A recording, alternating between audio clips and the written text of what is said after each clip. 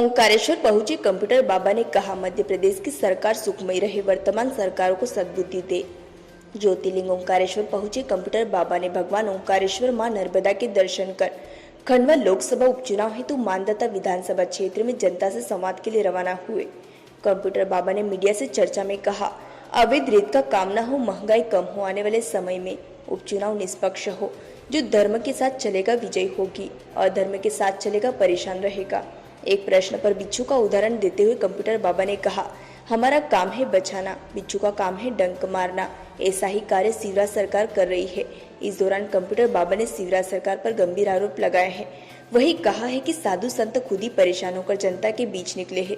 यह तो उपचुनाव है, चुनाव में यह संदेश जाना चाहिए, जनता को मालूम होना चाहिए धर्म के साथ जो कुठाराघात हुआ है, ऐसे लोगों को वोट न दे जो महंगाई संतों के साथ, नर्मदा के साथ अधर्म का काम कर रहे हैं। वहीं कंप्यूटर बाबा के साथ महाकाल महाराज, मोहनदास, श्यामदास, लखनदास व अन्य संत मौजूद थे। वहीं नगर कांग्रेस अध्यक्ष गोपाल खंडेलवाल, ज्वाला चौहान, अशोक उपाध्याय ने कंप्यूटर बाबा व संतों का ओंकारेश्वर पहुंचने पर अगवानी कर स्वागत किया। हम लोगों ने ये मांगा कि मध्य प्रदेश की जनता सुखमय रहे और अच्छी सरकार बने। यह सरकार को, जो सरकार है, इन्हें बुद्धि दे कि कम से कम धर्म का प्रचार प्रसार हो, धर्म का काम करें, अवैध रेत खनन ना हो और जनता परेशान ना हो, महंगाई कम हो। ऐसा हम लोगों ने भगवान ओंकारेश्वर से कहा है।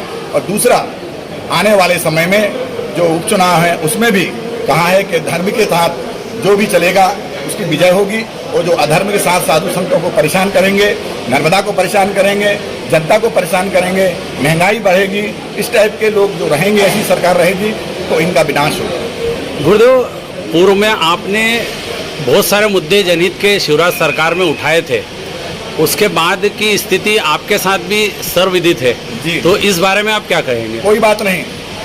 एक बार क्या होता है कि बिच्छू का काम होता है, नदी में बह रही थी बिच्छू और साधु आया, बिच्छू को हाथ में पकड़ के बाहर किया तो फिर वो उसने डंक मारा बिच्छू ने साधु को, फिर उसने छोड़ा, फिर पकड़ा, फिर छूट गई वो बिच्छू डंक मार। बार बार दूसरा आदमी देख रहा था कि बाबा जी वो डंक मार रहे हो और आप बार बार उसको बचा रहे हो।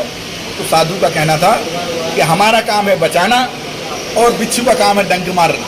तो हमारा काम है जनता जनार्दन, साधु संत, मठ मंदिर, नर्मदा, नदियाँ सब ठीक से धर्म से चले, सत्य से चले, वो हमारा काम है। और अधर्मियों का काम है साधु संतों को परेशान करना, नर्मदा को परेशान करना, जनता को परेशान करना, महंगाई करना, ये सब उनका काम है। वो अपना काम करें, हम अपना काम करें। साधु को हजारों साल भी यदि आप जेल में रखेंगे पर सत्य बोलेगा, सत्य की विजय होगी।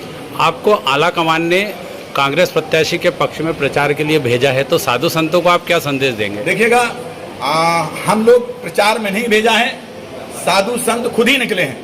जब साधु संत परेशान हो जाते हैं, आपको मालूम है कि जब विनाश होता है तो ऊपर वाले से सभी लोग निवेदन करते हैं कि हमें बचाएं, हमारी सहायता करें। इसीलिए साधु संत निकले हुए हैं। उपचुनाव है, उपचुनाव में न किसी सरकार बिगड़ना है, न सरकार कोई नहीं बनना है, पर इसके बाद भी एक संदेश जाना चाहिए, जनता के पास मालूम होना चाहिए कि धर्म के साथ जो कुठाराघात हो रहा है वो बचे और ऐसे लोगों को वोट ना दें, बीजेपी वाले लोगों को, जो महंगाई के साथ साथ और संतों के साथ, नर्मदा के साथ, नदियों के साथ अधर्म काम करें।